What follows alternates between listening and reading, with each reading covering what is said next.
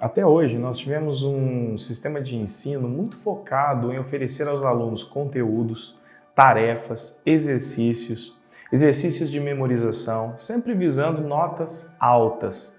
Mas isso não basta para o desenvolvimento integral do sujeito, da criança, do adolescente. O que nós queremos hoje é uma educação que sim, se preocupe com o desenvolvimento cognitivo do aluno, mas que também esteja muito preocupada com o desenvolvimento das competências socioemocionais. Bem, sujeitos que desenvolvem competências socioemocionais conseguem cooperar melhor, conseguem desenvolver interesse e motivação para agir.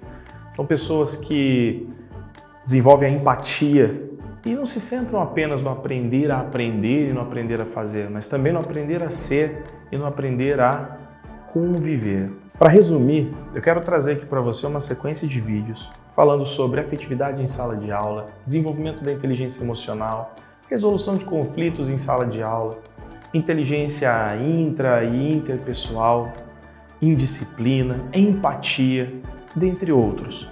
São assuntos que vão nos ajudar a entender esse momento importante, a planejar atividades para que a gente possa ajudar os alunos a desenvolver as competências socioemocionais e algo que é muito importante, isso vai permitir que a gente tenha condições de construir relações mais humanas com os nossos alunos. Eu quero começar aqui falando então sobre a afetividade, relações afetivas na sala de aula e sobre educação afetiva. A gente sabe que para a criança produzir, para a criança se sentir bem, para que a criança possa aprender melhor, é muito importante ela estar em um ambiente que seja acolhedor, em um ambiente em que as relações sejam relações afetivas. Só para a gente ter um ponto de partida, eu vou trazer aqui, por exemplo, o Piaget. Assim como outros autores, como Brunner, Vygotsky, dentre outros, Piaget vai nos dizer o quê? Que a afetividade e cognição são coisas indissociadas. E, na verdade, ambas estão integradas no processo de desenvolvimento psicológico da criança.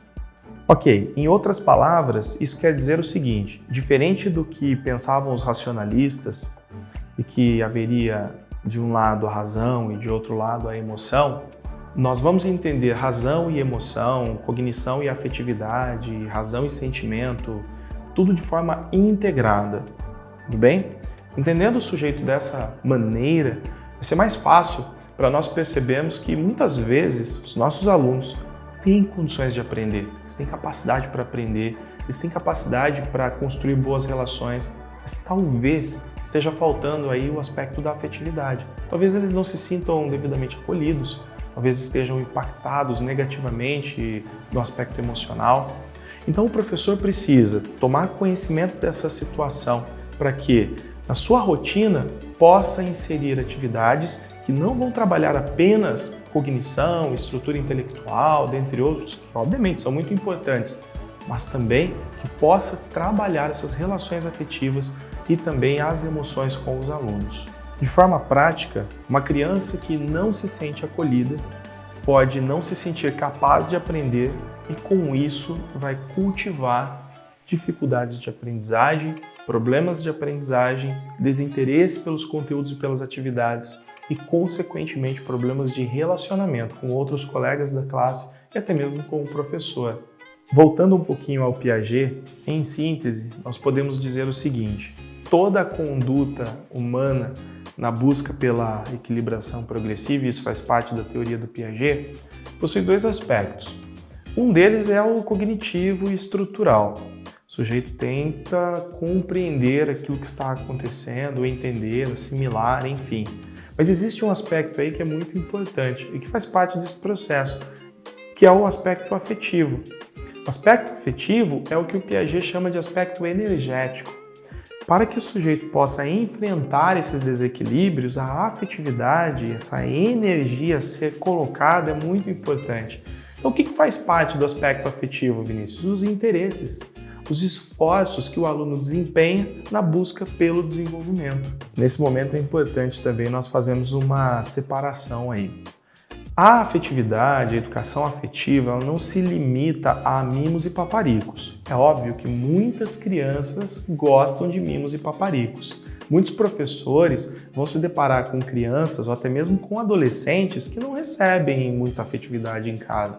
São sujeitos que gostam, por exemplo, de conversar mais, crianças que gostam quando o professor penteia o cabelo delas. Isso faz parte do acolhimento, da afetividade? Lógico que faz, mas a afetividade não se limita a isso. A afetividade, acima de tudo, diz respeito ao compromisso que o professor demonstra com a criança. Tá? Ou seja, o professor mostra para a criança que ele é responsável pela aprendizagem dela, que ele se importa com a aprendizagem dela e que ele está comprometido com a aprendizagem e com o desenvolvimento dela. O professor que oferece a educação afetiva é o professor que acolhe, mas é o professor também que apoia, é o professor também que coopera. E é muito interessante porque essa educação afetiva ela vai contribuir de que forma? Fazendo com que professores e alunos estabeleçam relações de confiança. Vejam nesse caso que o professor que educa através da educação afetiva não é necessariamente o professor mais brincalhão ou o professor mais bonzinho. É o professor mais atento às demandas dos alunos. É o professor que escuta atentamente seus alunos, permite a participação dos alunos, está centrado na aprendizagem e no desenvolvimento, intervém quando necessário, dá feedback, coopera, cobra. É o professor que acompanha, é o professor que acolhe e que está preocupado com a construção dessa relação de confiança. Isso quer dizer que a educação afetiva se manifesta em um ambiente de cooperação e de solidariedade. E até retornando às ideias anteriores, para a gente dar ênfase a isso, o que é muito importante aqui nessa minha fala, a criança que se sente acolhida, ela tende a ser mais participativa. Essa criança ela tende a se abrir mais, o professor vai ter mais condições de dialogar, de observar essa criança e de construir ali com ela esse processo de aprendizagem, sempre atento às suas demandas, às suas peculiaridades. É uma forma de se pensar também na diversidade. Falando um pouquinho do Henri Vallon, só para a gente finalizar essa nossa pequena fala sobre a afetividade, o Vallon não falou de afetividade, ele falou de emoções e de contágio emocional. Vejam que interessante, por tudo que nós vimos, faz parte do saber fazer do professor, o professor tem que desenvolver essa capacidade de organizar ambientes que sejam ambientes contagiantes. Óbvio que contagia os alunos positivamente.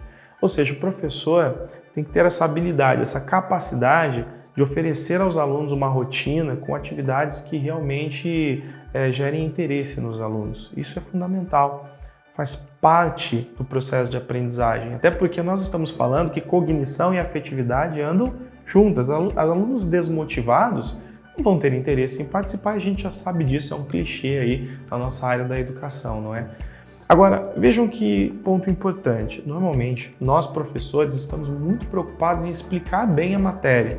Quantas vezes eu não ouvi uma professora falando assim, bem, eu expliquei bem a matéria, se o aluno não aprendeu foi porque ele não prestou atenção.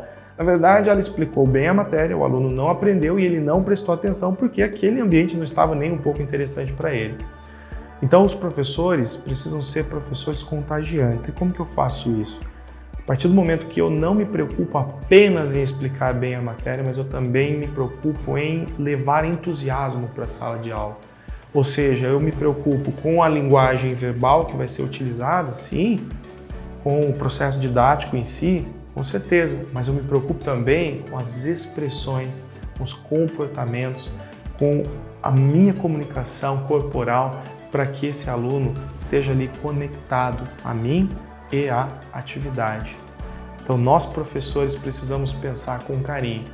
É óbvio que, como eu já falei anteriormente, o professor que promove a educação afetiva, o professor que contagia, não é necessariamente o professor mais bonzinho e nem o professor mais brincalhão.